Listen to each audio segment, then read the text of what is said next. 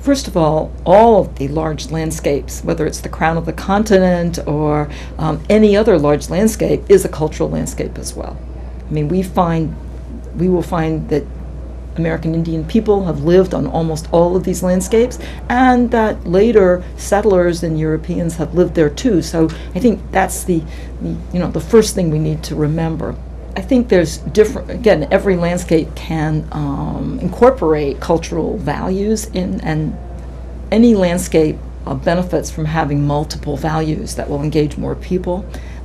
But at this conference specifically, I have been to sessions that talk about the National Heritage Areas, which is the congressional designation in the within the National Park Service portfolio, looking at large landscapes that have nationally significant, usually historic and people stories to tell.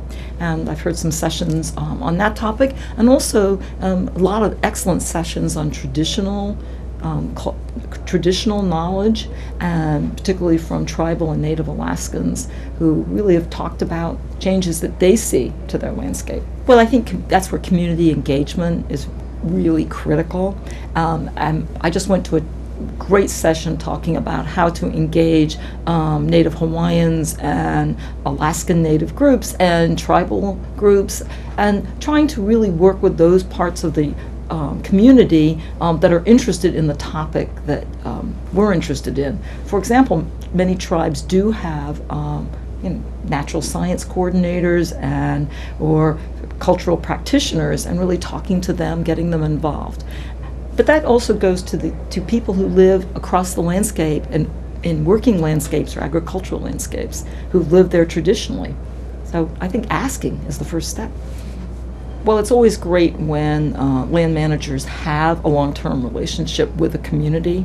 It's very challenging just to parachute in and say, I'm here to help you. So I think having that longer-term relationship is really important. And I think even though it's good to be clear from a land manager perspective what you're interested in, you really need to listen to the other issues that may come up and try to address them. Again, I've heard a Forest Service manager saying that they went to talk to some Alaskan communities about their concerns, and many other issues came out, not just about climate change, for example, but they wanted to talk about fishing seasons and other resource issues. So again, you need to be treating it as a full service. Let me just say, I think this conference is a great first start to talk about across boundaries. It's still very difficult to talk in an interdisciplinary way, and I think cultural resources managers are challenged to find a way in some cases.